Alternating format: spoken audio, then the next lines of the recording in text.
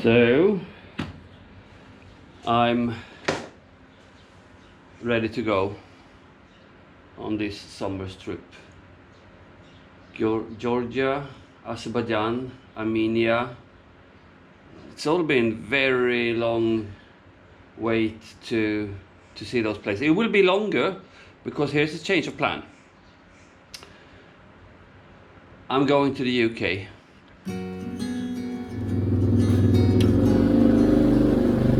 Yes, the plans changed dramatically just a few days before leaving.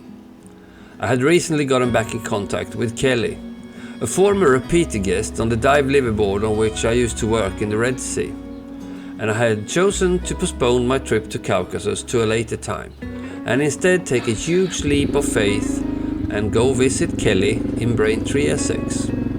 Welcome to this first episode of Faith in Crossroads.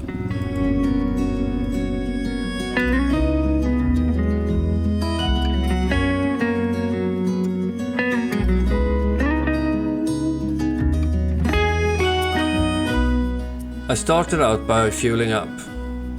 I knew there would be many hours of riding this first day. I also knew that most of them would be on big roads. I had planned to spend my first night at a campsite in Bredebo, a tad more than 700 kilometers from the base camp. Yeah, sure, I know. I normally say that the road is the destination. However, this time I had a train to catch to take me through the Eurotunnel to the UK, where I wanted to spend as much time as possible. So I had chosen to sacrifice this first day to making mileage.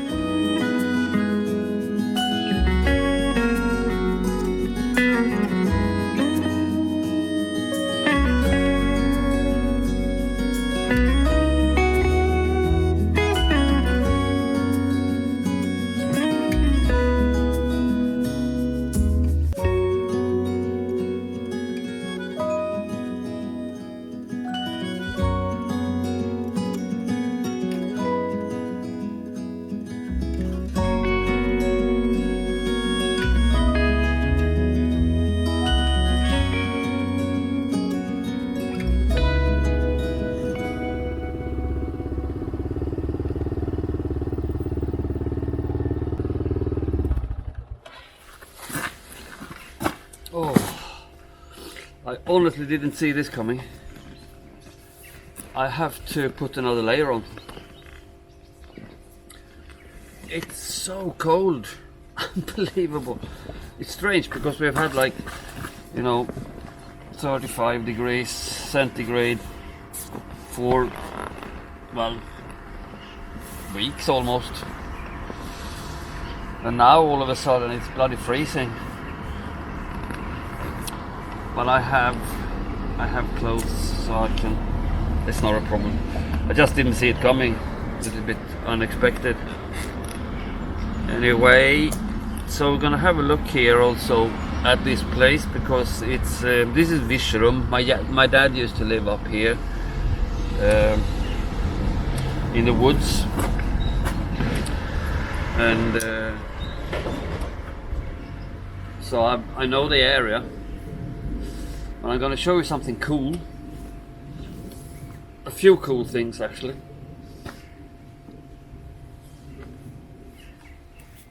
So this here is the railway station in Virserum. And I've been talking before in my videos sometimes about the narrow gauge railway. And here it is. How cool is this?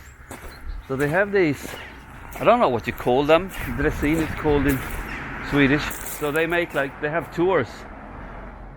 I suppose they are,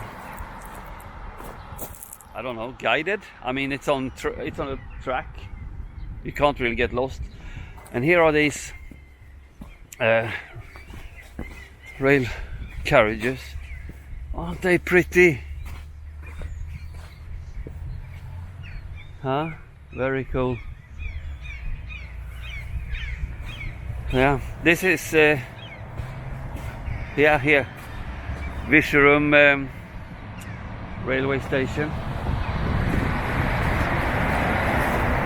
And these little kiosk here is it's been made to be an exact replica of a certain year, which I can't remember now. It's pretty cool. 83 it says here on the, I don't know. Anyway, pretty neat, hey? And a phone booth. You don't see them very often anymore. Right. So let's carry on south.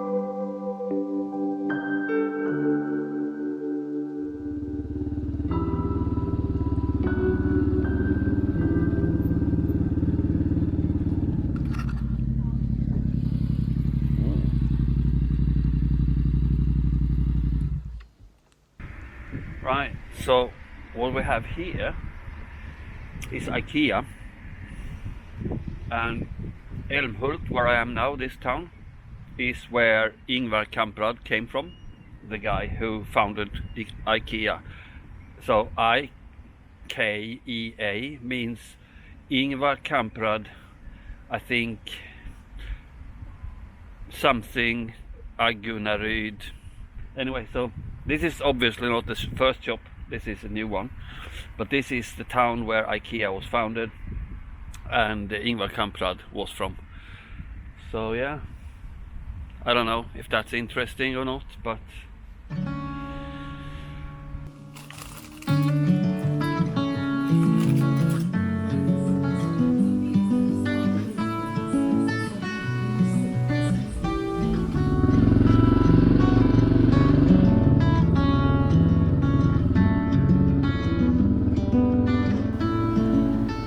I had a burger at my favorite Swedish fast food chain, Sibylla, and then I tried to find my way back out to the main road. I say tried, because in the end I was unsuccessful to find the correct road, and I had to follow a guy on a mobility scooter via a bicycle path. In the end though, we did get back to the main road. Although we were on bigger roads than we normally would have chosen, it was nice riding. With the sun bucketing down from a moderately clouded sky, we were now approaching the bridge between Sweden and Denmark, connecting the Danish capital Copenhagen with the Swedish city Malmö, over a nearly 8 kilometers wide strait of Öresund.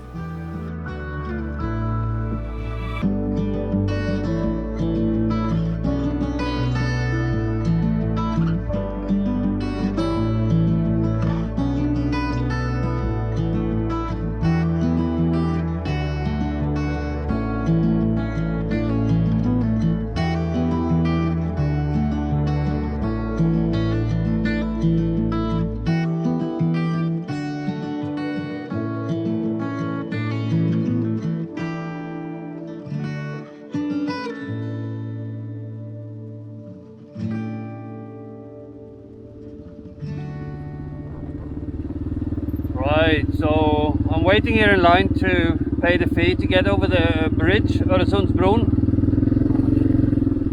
which is to me a little bit like the beginning of the trip.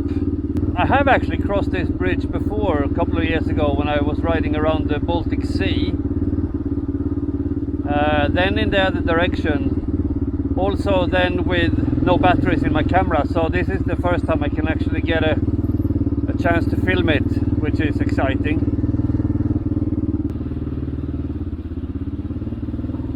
Hello!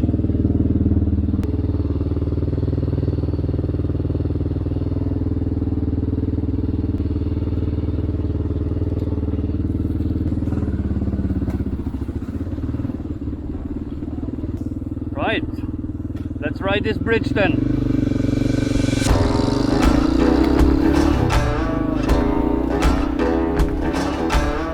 The construction began in 1995, with the bridge opening for traffic on the 1st of July the year of 2000. The Öresund Bridge is the longest combined road and railway bridge in Europe, running nearly 8 kilometers from the Swedish coast to the artificial island of Peberholm in the middle of the strait. The crossing is completed by a 4 kilometers or 2.5 miles Drogden tunnel from Peberholm to the Danish island of Amager. Justification for the additional costs and complexity related to digging a tunnel for a part of the way, rather than raising the section of the bridge, was to avoid interfering with the air traffic from the nearby Copenhagen airport, to provide a clear channel for ships in good weather and bad, and to prevent ice flows from blocking the strait.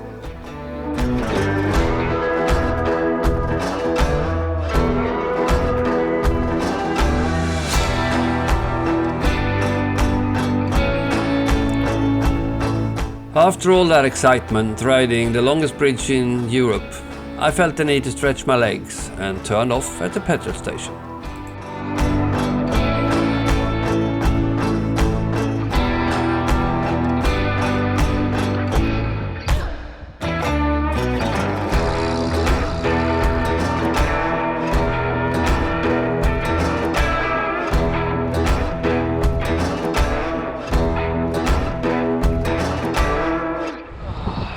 Right, I have some complaints to Yamaha. Not that I'm disappointed with Betty or anything, it's just that these things that holds the fairings, they just keep vibrating and breaking apart. So now I took a piece of string and I tied it up there, and I put some tape up there. I have to come up with a better solution, because that is, you know, it's Betty is from 1998, and these things are made of rubber, so they sort of evaporate. So I need to come up with a better solution, and I have time to think on the road. I've been now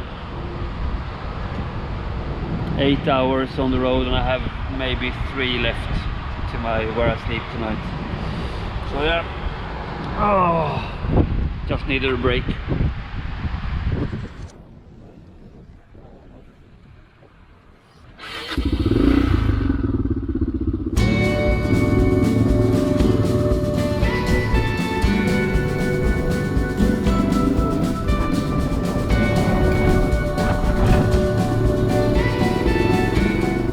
Funny how a totally normal city name in one country can be hilarious in another language. This traffic sign, for example, says Middelfart. Unfortunately, my SD card was full when I crossed the Great Belt fixed link, but I did get some footage from crossing the new Little Belt Bridge, which is a truss bridge over the Little Belt Strait in Denmark. Construction of the bridge began in 1929, and it was open for traffic exactly 30 years before I was born, on the 14th of May 1935. It's 1,178 meters long, 20.5 meters wide and 33 meters high, with a main span of 220 meters. From this hall, hard to be standing on your own, hard to be standing on your own. You knocked me down, swept my feet off the ground, left me on the floor. Hard to resist, got me looking like this, like no one before. 'Cause I must be strong, 'cause this might go on for long. 'Cause I was wrong, and he's always there for you. I keep living alone, way so far from home.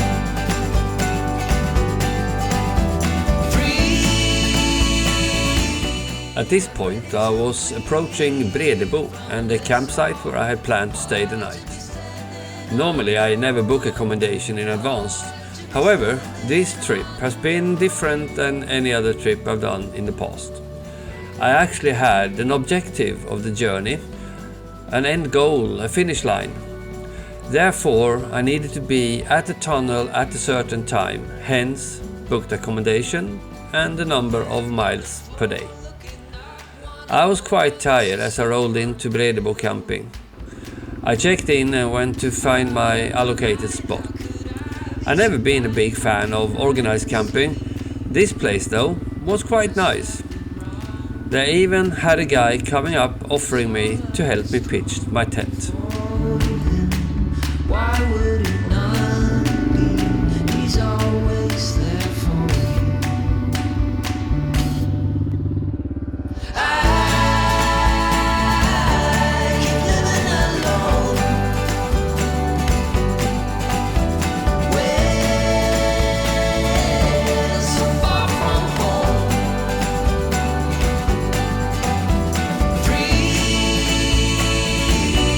but ready to flee from this hall. Hey. Depends. What do you offer? All right. No, it's okay. Thanks. Yeah, no worries. Way so far from home. Free, but ready to flee from this hall. Hard to be standing on your own. Hard to be standing on your own. All right. It's 10 to 7, which means 12 hours ago I left the base camp on the minute almost. So it's been a long day. It's been 700 kilometers, a little bit more than 700 kilometers. It's been a couple of fuel stops, a couple of rest stops just to, stretch my legs. A couple of very cool bridges. And yeah, Sweden, Denmark. I knew it would be, wind's picking up, hope you can hear me. I knew it would be a lot of big roads today because I took the decision to sacrifice this first day to get as far south as possible, because I have to be at the Eurotunnel day after tomorrow at 4 or 3 really. So I have 18 hours ride still, which means average 9 hours per day. I think maybe I can reroute a little bit and spare an hour or two, which I'm gonna have a look at now. I'm gonna take my laptop and go inside, have a look at the route and maybe do some adjustments. So yeah, most importantly, beer.